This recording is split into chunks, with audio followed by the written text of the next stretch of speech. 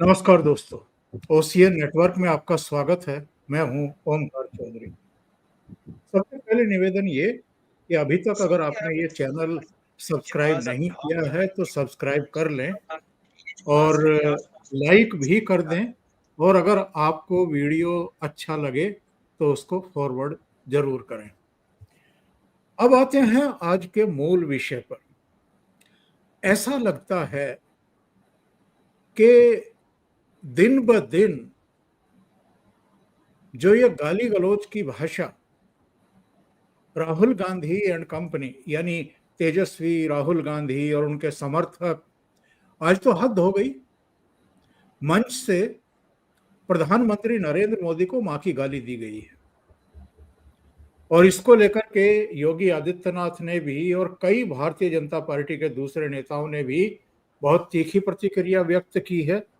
योगी जी ने क्या कहा है उस पर भी आएंगे, लेकिन मामला दर्ज हो गया है, उसकी एक शिकायत की गई है। अब उसमें एफआईआर हो रही होगी या हो गई होगी, और जिन्होंने भी ये हरकत की है किसके मंच से की है ये तो साफ हो गया है। राहुल गांधी और तेजस्वी के लिए एक मंच सजाया गया था इनकी यात्रा में, इनके स्वागत सत्कार के लिए, और वहीं से प्रधानमंत्री को मां की गाली दी गई है। वैसे हम और आप जानते हैं कि प्रधानमंत्री नरेंद्र मोदी को कोई ये पहली गाली नहीं है इन लोगों की तरफ से। सैकड़ों बार उनको अलग अलग तरह की गालियां दी गई हैं। जब वो मुख्यमंत्री थे गुजरात के तब भी गालियां बकी गई हैं, और अब वो देश के प्रधानमंत्री हैं और बेहद लोकप्रिय प्रधानमंत्री हैं तो भी उनको गालियां निकाली जा रही हैं। और एक वो जगजीत सिंह की गजल है, सबसे बेहतर कभी ना बनना, जग के रहबर कभी ना बनना। तो ऐसा लगता है कि उनकी लोकप्रियता, उनका समर्पण, उनका अनुशासन और देश के लिए, देशवासियों के लिए दिन रात खपना, जुटना, ये उनकी सबसे बड़ी कमी बन गई है इनकी नजर में। और इनको लगता है कि इस आदमी की लोकप्रियता कमी नहीं हो रही है। अभी शो में बैठने से पहले मैं देख रहा था, आज तक और सी वोटर का एक सर्वे आया है जिसमें कहा गया है कि भारतीय जनता पार्टी की 2024 के मुकाबले 20 सीटें और बढ़ रही हैं लोकसभा में, यानी वो 260 तक पहुंच रही है। और एनडीए की मिलाकर के तो ये 325 के आसपास पहुंच रही है, जो 293 के आसपास थी 2024 में। ये जो चीजें हैं ये इनको बेहद परेशान कर रही हैं। और बिहार में, चूंकि बाबा रामदास इस समय बिहार की यात्रा पर हैं, अलग अलग जिलों में जा रहे हैं, मतदाताओं से विमर्श कर रहे हैं, जमीनी हकीकत को जान रहे हैं, तो आज के शो में मैंने वीरेंद्र नाथ भट्ट जी के साथ बाबा रामदास जी को भी आग्रह किया कि वो जुड़ जाएं ताकि हम वहां की जमीनी हकीकत भी जान सकें। तो दोनों महानुभावों को जोड़ लेते हैं और फिर चर्चा को आगे शुरू करते हैं। आप दोनों का बहुत स्वागत है। नमस्कार। नमस्कार बाबा जी, सबसे पहले मैं आपके पास ही आता हूं क्योंकि आप इस समय बिहार की भूमि में है, सब कुछ फर्स्ट हैंड इंफॉर्मेशन ले रहे हैं।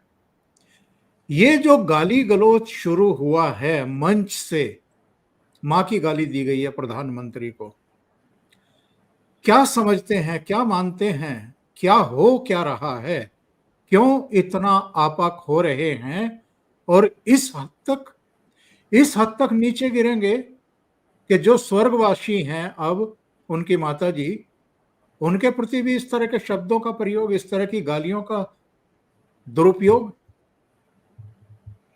सर, वो हमारे उत्तर प्रदेश में ना एक किस्सा कहते हैं कि एक आदमी सड़क से जा रहा था तो उसने देखा कि एक लड़का खड़ा होकर पेशाब कर रहा है। तो उसको लगा कि यार ये तो बहुत बदतमीज आदमी है, खड़ा होकर पेशाब कर रहा है। तो उसने उसको कान से पकड़ा और बोला चल तेरे बाप के पास ले चलूं। तो वहां जब उसको बाप के पास लेके आया तो वो देखा बाप जो है वो गोल गोल घूम घूम के कर रहा था। तो उसने कहा यार बेटा तू तो बहुत शरीफ है। सर बात ये ना कि ये जो मोदी जी की माता जी के लिए जो इस प्रकार के जो अपशब्द कहे गए हैं, गालियां दी गई हैं, सर बात यह है कि राहुल जी ने ये माहौल तैयार किया है इसलिए दी गई है। और आपको सर ये it is not a slip of tongue. ये जो तू तड़ाक की भाषा कि ट्रंप ने जो राहुल जी मोदी को फोन किया और बोला जो तू ये कर रहा है ना इसको तू बंद कर दे, और मोदी ने 5 घंटे में बंद कर दिया। सर ये तू तड़ाक।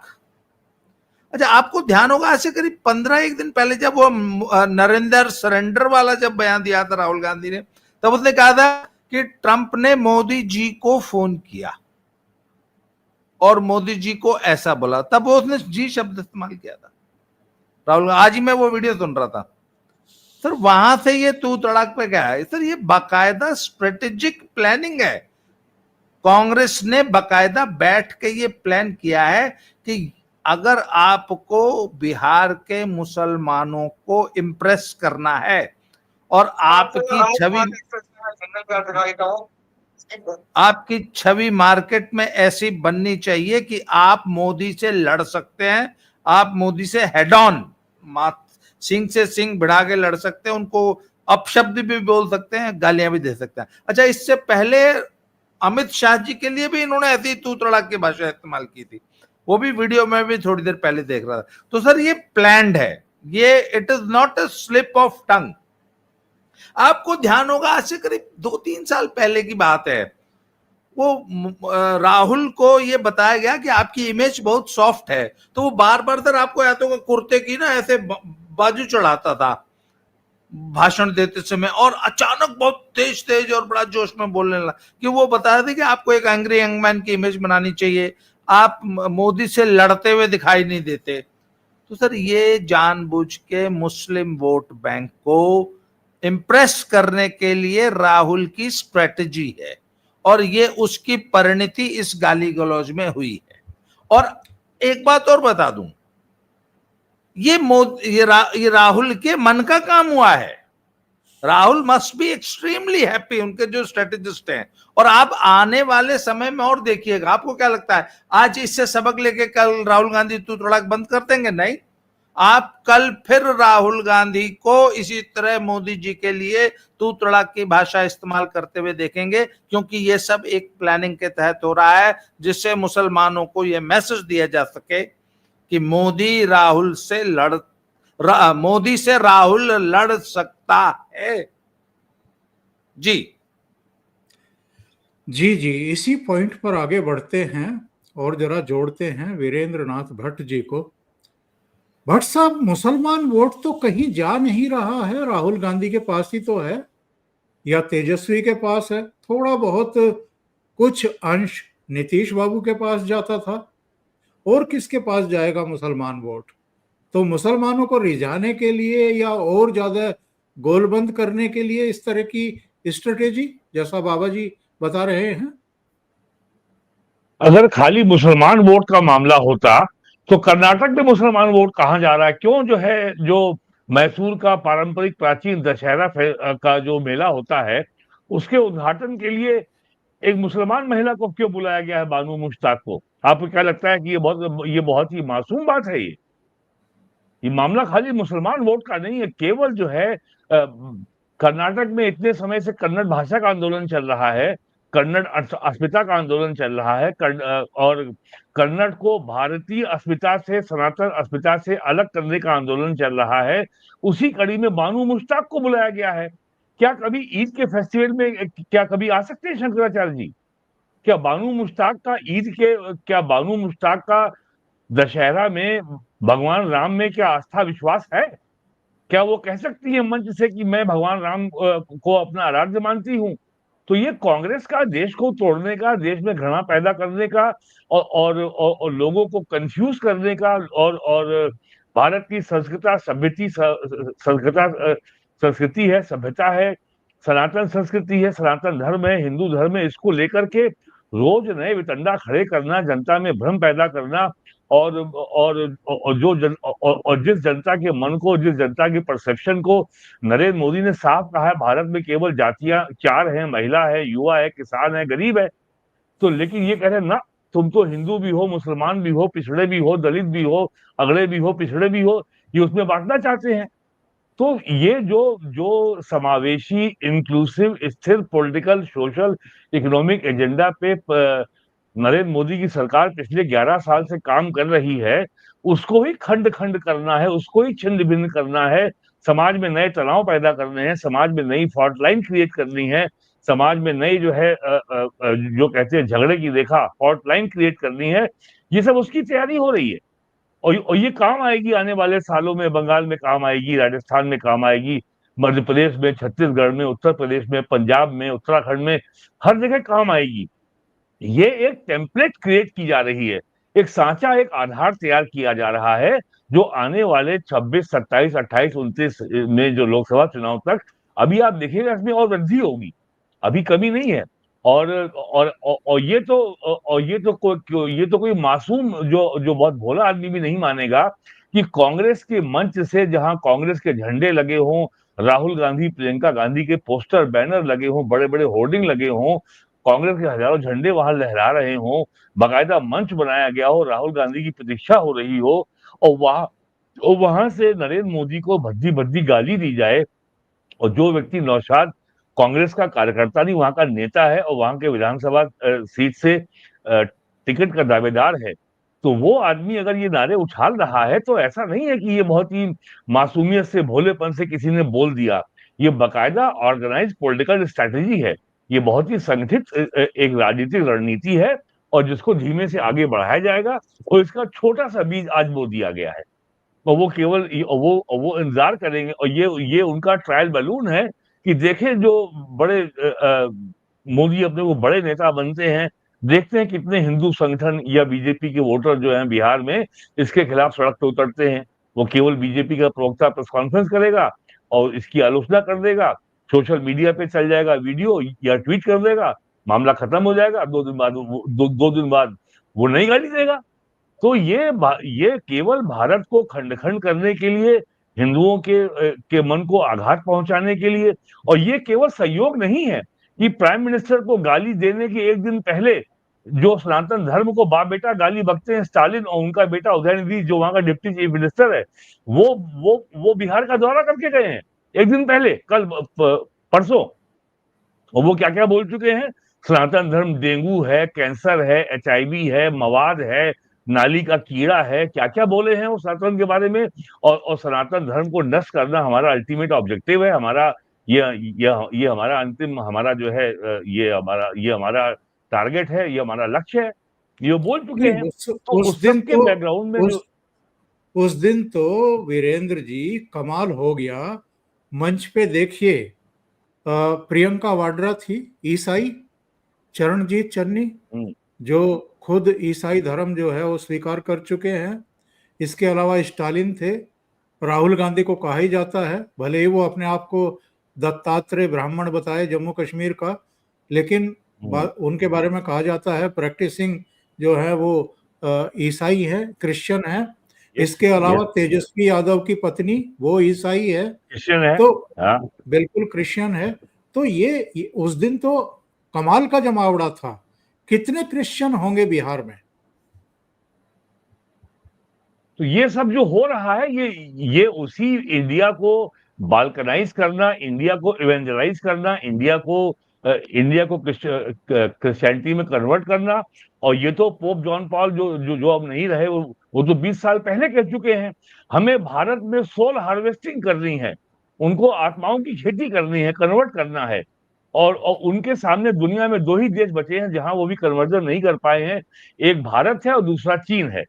चीन में भी काफी कर लिया है उन्होंने, और आंध्र प्रदेश में भी काफी कर लिया है, तमिलनाडु में काफी कर लिया है, कर्नाटक में लगे हुए हैं, केरल में लगे हुए हैं, पंजाब में लगे हैं, हरियाणा में लगे हुए हैं, बिहार में बहुत तेज काम कर रहे हैं, यूपी में लगातार कार्रवाई हो रही है, पुलिस पर छापे मार रही है, पकड़ रही है, फिर भी कम से कम पूर्वांचल के 20 जिलों में उनकी टीमें सक्रिय हैं। और इनके बारे में कहा जाता है ये सिविलाइजेशनल स्नाइपर्स हैं, ये सभ्यता के शिकारी हैं। अगर योगी आदित्यनाथ मुख्यमंत्री हैं तो उनको लग रहा है कि अभी काम करना संभव नहीं है, कठिनाई आ रही है, तो 5 साल चुप बैठ जाओ, और जो तुमने गेन किया है उसको जो है कंसोलिडेट करो, उसको बचा के रखो। यही है। जरा अब जैसे वो आजकल चुप बैठ गए आंध्र प्रदेश में, क्योंकि वहां की सरकार चंद्रबाबू नायडू की आ गई है, और पहले जो जो वहां रेड्डी था, जगन मोहन रेड्डी, वो ईसाई था। जरा ये एक बार जी। योगी जी के ट्वीट पर जरा एक नजर डाल लेते हैं। उन्होंने क्या कहा है इस नारेबाजी के बाद? उन्होंने कहा है कि कांग्रेस और आरजेडी के मंच से आदरणीय प्रधानमंत्री श्री नरेंद्र मोदी जी के लिए प्रयुक्त अभद्र भाषा अत्यंत निंदनीय और राजनीतिक मर्यादा का पतन है। इंडी गठबंधन के नेताओं द्वारा किया गया यह कृत्य सिर्फ प्रधानमंत्री जी का नहीं, बल्कि 140 करोड़ भारतवासियों की भावनाओं का अपमान है।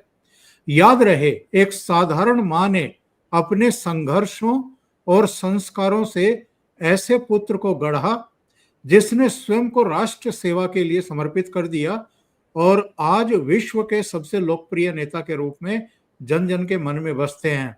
बिहार की जनता निश्चित ही इस घृणित राजनीति का जवाब लोकतांत्रिक तरीके से देगी और भारतीय संस्कृति व लोकतांत्रिक मूल्यों की रक्षा करेगी।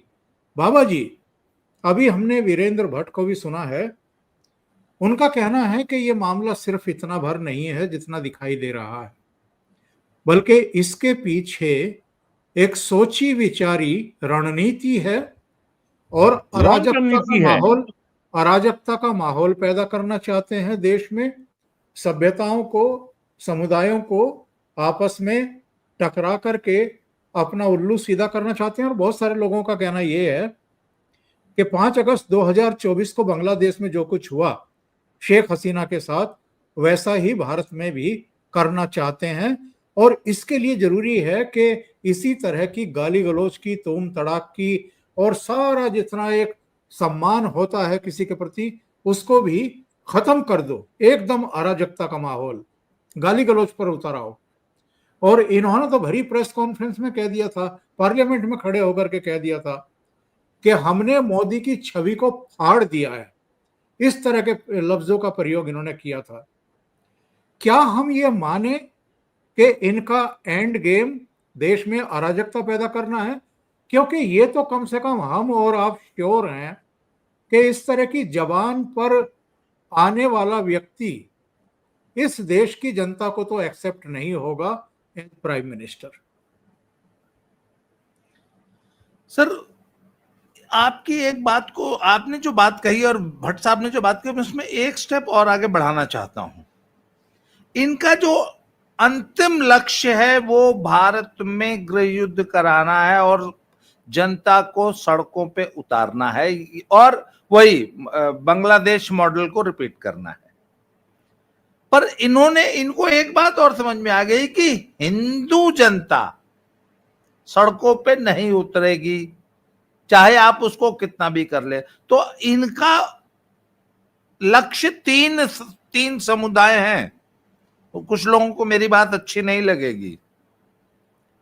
पहला मुसलमान, दूसरा ईसाई, और तीसरा खालिस्तानी रेडिकल सिख।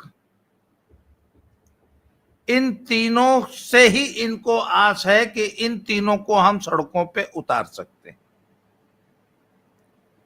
आज सोशल मीडिया के अगर आप कांग्रेसी हैंडल्स को स्टडी करेंगे तो एक और अफवाह फैलाई जा रही है कि 3 आतंकवादी बांग्लादेश के रास्ते से भारत में घुसाए जा चुके हैं या घुस गए।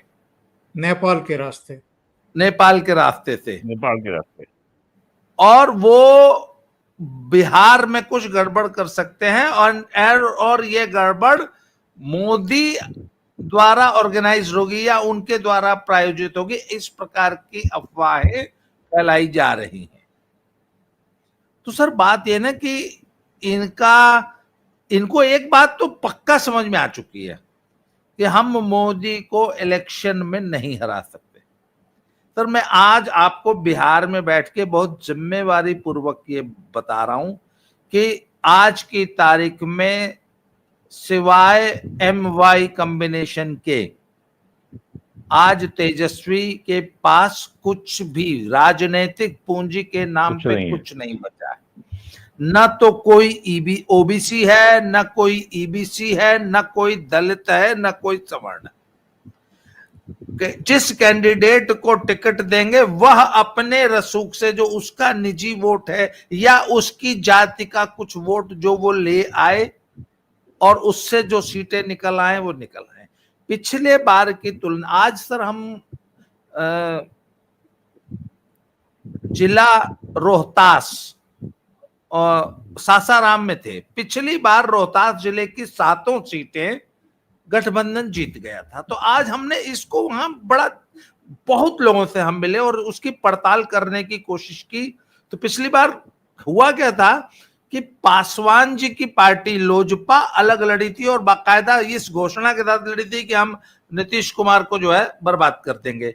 सर आज हमने ये देखा कि रोहतास जिले में कोई ऐसी विधानसभा नहीं है जहां पासवान वोट कम से कम 15 से 25 हजार ना हो, और वो सारा का सारा वोट जो कि आज की तारीख में एनडीए का वोट है वो कट गया था। इस बार क्या है कि लोजपा जो है वो एनडीए में है, साथ लड़ रही है।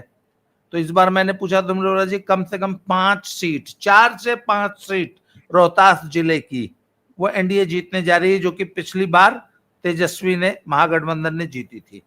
सर यही कमोबेश स्थिति पूरे बिहार में है। और पिछली बार जो 75 सीटें आई थी तेजस्वी की, इस बार मैं आप बड़ी जिम्मेवारी पूर्वक ये कह रहा हूं कि इस बार इनका आंकड़ा 50 से नीचे रहने जा रहा है। 40 के आसपास भी ये सिमट सकते हैं मैम, क्योंकि मैं कोई वो सत्येंद्री.com वालों की तरह नहीं हूं कुछ भी। वो तो हम हर बार ही जो है कांग्रेस को 250 सीट देते हैं लोकसभा में। 40 के आसपास भी अगर तेजस्वी सिमट जाए तो मुझे कतई आश्चर्य नहीं होगा। और ये मैं आपको बिहार की ग्राउंड रियलिटी बता रहा हूं। तो सर ये जानते हैं कि मोदी को हम चुनाव में तो नहीं हरा सकते।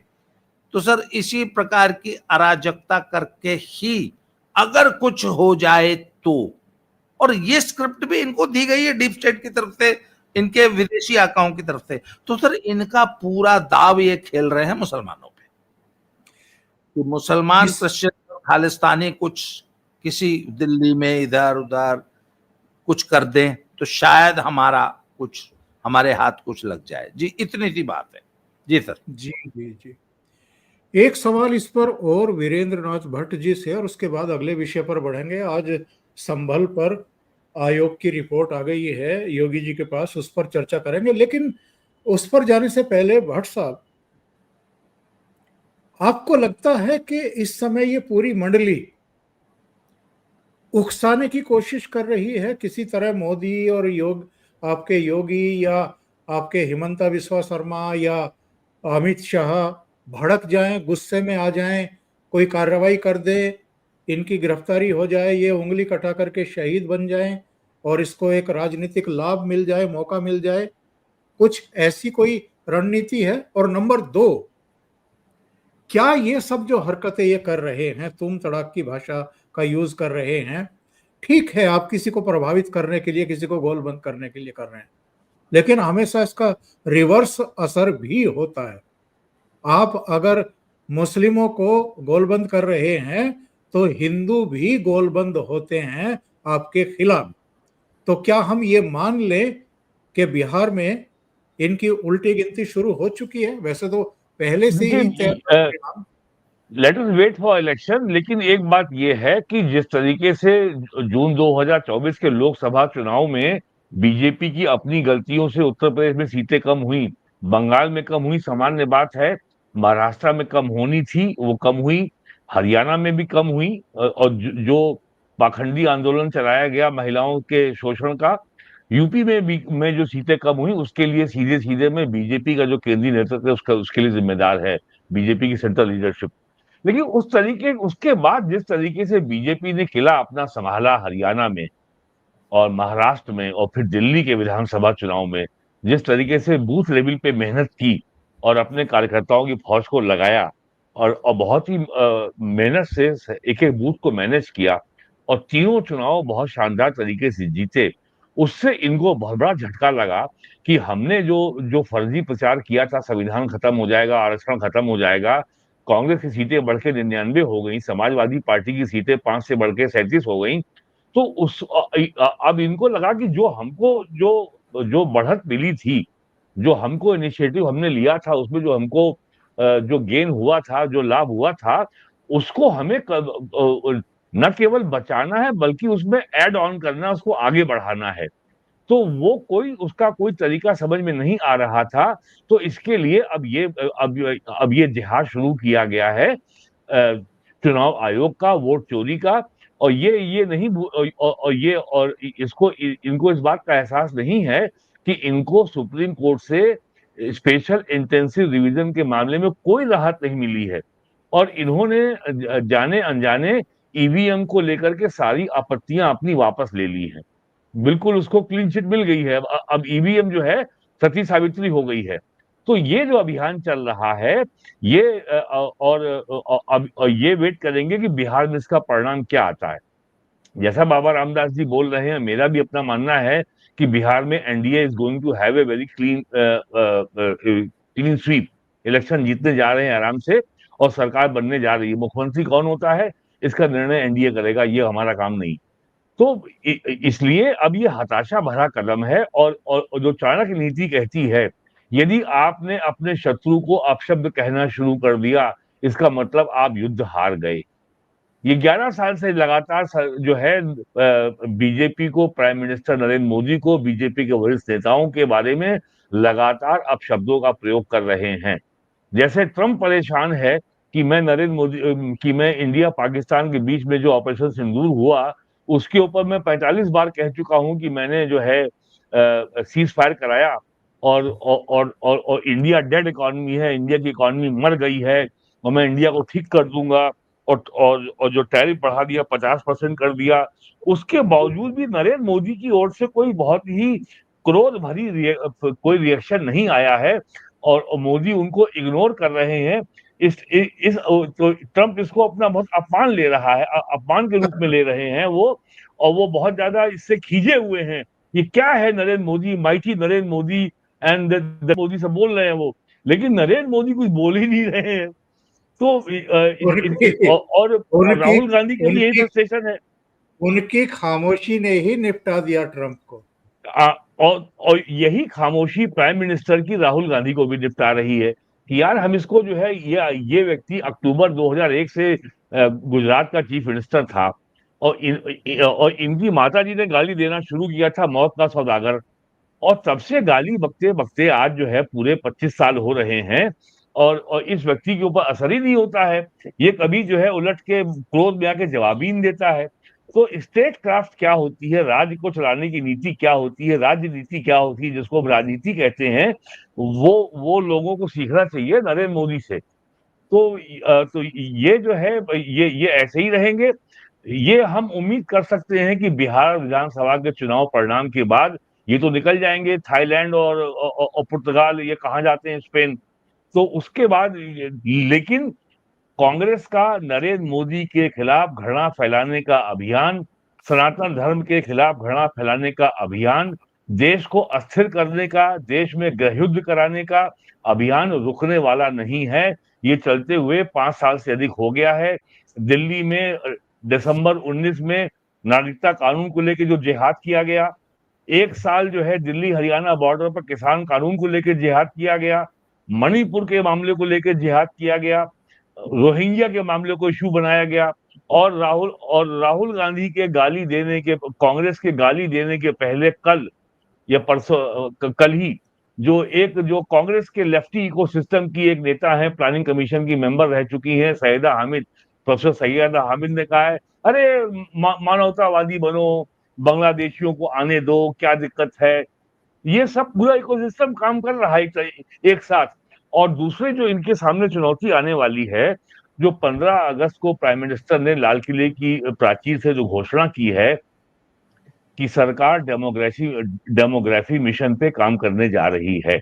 और डेमोग्राफिक मिशन पे अगर सरकार काम करेगी और अगले साल से जो है जनगणना भी शुरू होनी है, अगले साल से जो है उसके बाद जो है लोकसभा चुनाव क्षेत्रों का डिलिमिटेशन भी होना है, साथ साथ लोकसभा में महिलाओं का आरक्षण भी होना है। तो ये आपका demography mission, NRC, census delimitation और महिलाओं का आरक्षण, ये सारे इतने ज्यादा मोर्चे सरकार खोलने जा रही है इनके लिए, इसका इनको एहसास नहीं है। तो तो इनके जितने तीर हैं ये अपने चला लें। और मैं तो कहूंगा कि राहुल गांधी को भगवान कृष्ण से सीख लेनी चाहिए। महाभारत के युद्ध में अर्जुन का टारगेट था दुर्योधन को मारना, भीम का टारगेट था केवल जो है वो दुशासन को मारना।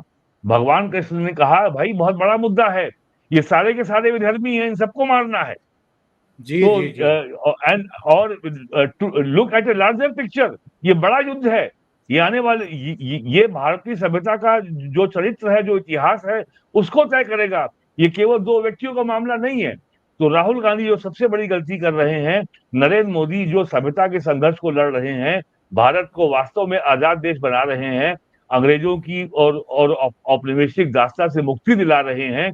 और ये आदमी समझ रहा है कि नरेंद्र मोदी एक व्यक्ति है। नरेंद्र मोदी एक व्यक्ति नहीं है, वो आदमी भारतीय सभ्यता को पुनर्परिभाषित कर रहे हैं। नरेंद्र मोदी ने 23 जनवरी या 22 जनवरी 2023 को अयोध्या में राम मंदिर की प्राण प्रतिष्ठा में कहा था, विकास और विरासत दोनों चलेंगे। बुलेट ट्रेन भी बनेगी, एक्सप्रेसवे भी बनेंगे, हाईवे भी बनेंगे, बिजली घर भी बनेंगे, 5 करोड़ लोगों को आवास भी मिलेंगे, 14 करोड़ लोगों को एलपीजी कनेक्शन भी मिलेगा, जी सनातन जी जी। संस्कृति की पुनर्स्थापना भी होगी। तो ये सारे इतने बड़े एजेंडे को मोदी लेके चल रहे हैं। और इसको लगता है कि वो एक चुनाव में प्राइम मिनिस्टर को गाली दे करके उनको डिगा लेगा, या जनता के मन के ऊपर कोई में कोई अपना स्थान बना लेगा।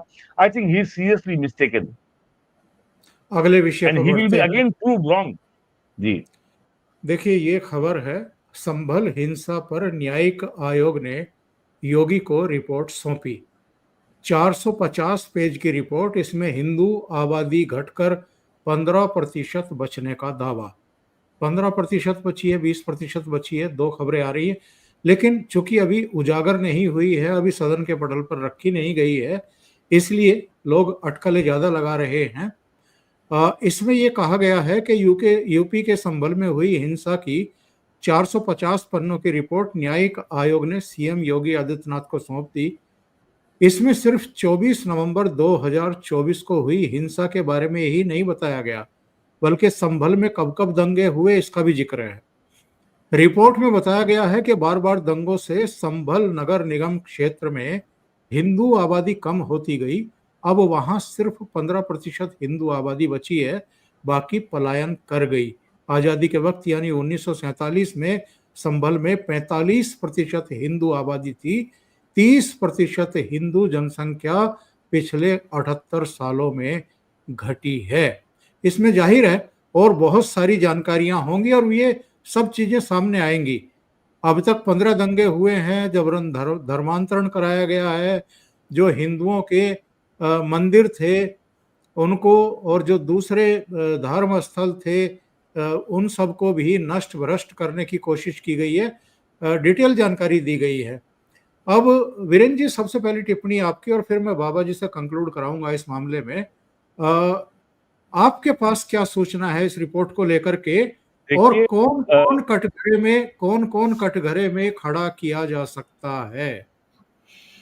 जो 1947 से लेके 1990 के बीच में कश्मीर के हिंदुओं के साथ हुआ, जम्मू के हिंदुओं के साथ हुआ, और वो पूरा पूरा दबा दिया गया। कश्मीर फाइल नाम की फिल्म बनी तो कुछ सामने आ गया। यही कुछ संभल में भी हुआ है 1947 से लेकर के 2024 24 नवंबर तक। वो दंगा जो हुआ उसके बाद सरकार का ध्यान गया, अब ये पूरा इतिहास खंगाला गया है। और एक बात आप भूल रहे हैं, नवंबर में दंगे के बाद वहां पे दंगा 1930 में भी हुआ था, और कांग्रेस ने नेहरू को वहां भेजा था। एक नेहरू रिपोर्ट आई थी संभल के दंगे के बारे में, और उसमें भी तब 1930 में संभल में हिंदुओं की कितनी भयावह स्थिति है, इसका उस रिपोर्ट में इसका वर्णन किया गया था। और तब कांग्रेस को बड़ी शर्मिंदगी हो रही थी, और तब ये कहा गया था कि इस समय इस रिपोर्ट को लाने का क्या मतलब है, कोई संदर्भ नहीं है। तो संभल के बारे में जो प्राइम मिनिस्टर, जो chief minister Yogi Adityanath assembly में कहा कि 1978 या 79 में दंगे में 250 हिंदू जिंदा जला दिए गए, उसकी कहीं चर्चा तक नहीं हुई, कहीं जानकारी नहीं हुई, कोई उसकी कोई उसमें कोई इंक्वायरी नहीं हुई। और उसके बाद भी जब जो बाद में दंगे हुए, जब 93 में मुलायम सिंह यादव मुख्यमंत्री बने, तो मुलायम सिंह यादव ने जो शातिर अपराधी थे, जो हिंदुओं के हत्याकांड के दोषी थे, मुसलमान नेता, उनके खिलाफ सारे मुकदमे वापस ले लिए थे। और ये आपको याद होगा कि संभल पहले मुरादाबाद जिले का हिस्सा था। मायावती जी ने इसको जो है अलग जिला बनाया है, और उन्होंने मुरादाबाद जिले से 2 नए जिले बनाए हैं, एक संभल, एक अमरोहा। तो वहां 3 जिले हो गए हैं। तो 19 और इस आयोग के गठन होने के बाद नवंबर 2024 में मुरादाबाद में, संभल में 1978 और उससे पहले के दंगों का हर पुलिस थाने में रिकॉर्ड खंगाला गया। बहुत कुछ मिल गया है, बहुत कुछ नहीं मिला है, उससे सामने आएगा क्या मिला क्या नहीं मिला। तो ये रिपोर्ट जो है बहुत लोगों के लिए बहुत बड़ी समस्या पैदा करने वाली है। और हमें ये याद रखना चाहिए, 1980 में जब वीपी सिंह यूपी के चीफ मिनिस्टर थे, कांग्रेस की सरकार थी, तब दंगा मुरादाबाद में हुआ था। और उस समय भी उस दंगे के लिए सरकार ने जांच आयोग को गठित किया था, और उसकी रिपोर्ट दबा दी गई थी। और 2024 के शुरू में ही योगी आदित्यनाथ की सरकार ने उसको असेंबली में रखा था, और उसमें साफ-साफ कहा गया था कि मुस्लिम लीग के नेताओं ने दंगा कराया था, क्योंकि उनका वहाँ पे होल्ड कमज़ोर हो रहा था। तो और दूसरे मुसलमान नेताओं से उनकी प्रतिद्वंद्विता, मतलब उनकी रिवैलरी थी। तो बाकायदे उसमें नाम दिया गया मुस्लिम लीग के नेताओं का, रिपोर्ट है मेरे पास। अब उसके बाद ये रिपोर्ट आ रही है, तो ये रिपोर्ट भी जो आएगी, इसका तय है कि अब ये योगी आदित्यनाथ की सरकार है, ये ये रिपोर्ट होम डिपार्टमेंट की फाइलों में कैद नहीं होगी। इस पे निश्चित तौर पे आगे कार्रवाई होगी, और जितनी भी फाइंडिंग है इस रिपोर्ट की, उस पे सबसे कार्रवाई होगी। और ये योगी जी विधानसभा में कह चुके हैं कि हमें किसी और का कुछ नहीं चाहिए, जो हमारा है वो हमको वापस मिल जाए। शायद वहाँ पे 64 तीर्थ क्षेत्र हैं, 52 या 54 मिल गए हैं, बाकी की तलाश जारी है। 19 कूप से वो सारे के सारे मिल गए हैं। तो चंबल को जो संभल है, जो एक प्राचीन कल्की तीर्थ था, उसका पुनरुद्धार करने के लिए सरकार बहुत तेजी से काम कर रही है। वो काम चल रहा है। आपको मालूम है कि जो वहाँ की जामा मस्जिद या जो कल्की मंदिर है, उसके सामने चौकी बन चुकी है, बहुत बड़ी पुलिस चौकी बन चुकी है। तो जी जी। और इस रिपोर्ट के आने के बाद आई एम कॉन्फिडेंट कि सरकार जो है, जो अब तक घोषणाएं मुख्यमंत्री विधानसभा में या बाहर कर चुके हैं, सरकार उन्हीं को पूरा करने के राह में आगे बढ़ेगी। सही है बाबा जी। उत्तर प्रदेश के चुनाव में अब 16 महीने बचे हैं, 16-17 महीने बचे हैं, और हम लोग डे वन से कहते रहे जब ये संभल में दंगा हुआ था, और जिस तरह की सख्ती योगी आदित्यनाथ ने की, प्रशासन ने की, जाहिर है ऊपर से जब दिशा निर्देश मिलते हैं, शासन प्रशासन उसी के अनुरूप आचरण करता है और कदम उठाता है। वहां पर फिर से जो हिंदू मंदिर बंद कर दिए गए थे, या उनके दूसरे तमाम जो धर्म स्थल थे उनको भी विस्मृत कर दिया गया था, छिपा दिया गया था, ढांप दिया गया था, दबा दिया गया था, उनको एक एक करके सिर्फ सब वापस प्रतिष्ठापित किया जा रहा है। 2027 में वैसे तो और भी बहुत मुद्दे होंगे, लेकिन संभल भी एक मुद्दा बनने जा रहा है। तो बिल्कुल, मैं आपको बताऊं कि मैं आज से करीब 3-4 महीना पहले स्वयं संभल गया था, जब ये संभल का विवाद अपने एकदम चरम पे था। और होली के तुरंत बाद मुझे याद है, यस, मैं गया था। तो वहां पे जो हिंदू समुदाय है, उनके स्कूटरों पे और उनकी दीवारों पे होली के रंग अभी छूटे नहीं थे। 3-4 दिन में गया था, तो मैंने पूछा स्थानीय मेरे जो होस्ट थे उनसे, उन्होंने बोला जी हमने को याद नहीं है हमने कितने सालों बाद इतने निर्द्वंद्व तरीके से होली खेली है। ये असल में करते क्या थे कि होली वाले दिन अपनी पूरी मार्केट खोल के रखते थे, और इनकी एक स्ट्रेटजी होती थी कि होली वाले दिन बहुत सारे वहां दुकानदार सेल लगा देते थे और दुकानें जो है ना भीड़ से पट जाती थी सुबह 10 बजे से ही। तो हिंदू वहां होली खेल नहीं पाता था कि अगर जरा सा भी रंग पड़ गया तो उसी बात पे झगड़ा झंझट करते थे। तो हिंदुओं ने कहा यार छोड़ो, खेलो ही मत। इस बार आपको याद होगा उन्होंने कहा था भैया होली का रंग अगर पड़ जाए तो कोई बहुत आफत आए तो मत मचाना, और अगर बहुत दिक्कत है तो घर रह लियो। वो याद है अनुज चौधरी ने बयान दिया था। उस दिन शायद जुमा, उस दिन इनका जुमा भी पड़ रहा था और उस दिन कह दिया गया था कि पहले होली खेली जाएगी उसके बाद नमाज होगी। तो सर उस दिन पूरी मार्केट बंद थी और हिंदुओं ने झूम के होली खेली, मुझे ये बताया गया। अच्छा एक बात आपको संभल की और बता दूं, फिर इनका कंसंट्रेशन सिर्फ उस शहर के अंदर अंदर है। शहर से आप 1 किलोमीटर बाहर निकल जाओ, पूरा हिंदू बाहुल्य चारों तरफ। और ये जानबूझ के ऐसी परिस्थितियां क्रिएट करते हैं कि जो इज्जतदार हिंदू है वो वहां से छोड़ के बेचारा भाग जाए। क्यों? उसकी बहू बेटी को वहां रहना होता था। तो सर बात यह है कि योगी जी की एक और बड़ी खासियत है कि वो कभी भी वो स्टॉप गैप अरेंजमेंट थूक से नहीं चिपका के काम चलाते, वो परमानेंट इलाज करते हैं। उन्होंने सर वो उस मस्जिद के सामने, सो कॉल्ड मस्जिद के सामने परमानेंट चौकी बनवा दी। जिला मुख्यालय को वहां शिफ्ट किया जा रहा है। एसएसपी कार्यालय संभल में बनाया जा रहा है, जो कि पहले संभल से करीब 20-25 किलोमीटर दूर एक कस्बे में था, चंदोसी जिला मुख्यालय। तो सर वहां पे कल्की धाम का पुनरुद्धार होना है, ये तय है। और 27 में संभल एक बड़ा मुद्दा निश्चित रूप से रहेगा। बहुत बहुत धन्यवाद आप दोनों के जुड़ने का। वीरेंद्र जी आपका भी विशेष धन्यवाद, और बाबा रामदास जी आपका भी। आप यात्रा पर हैं, बिहार देख रहे हैं, आग्रह पर जुड़ जाते हैं, अपडेट देते हैं। आपका बहुत बहुत धन्यवाद। और दर्शकों का भी बहुत धन्यवाद जो इतनी बड़ी संख्या में जुड़े हैं।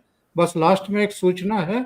सूचना ये है कि अब ये 8:30 बजे का शो ओशियन नेटवर्क पर ही आ रहा है, इसी पर रहेगा।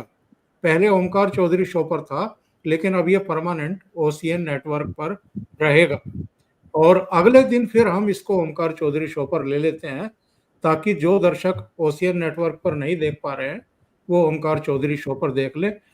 वैसे तो दोनों में बहुत सारे दर्शक कॉमन भी हैं, लेकिन अलग अलग चैनल पर अलग अलग दर्शक भी हैं।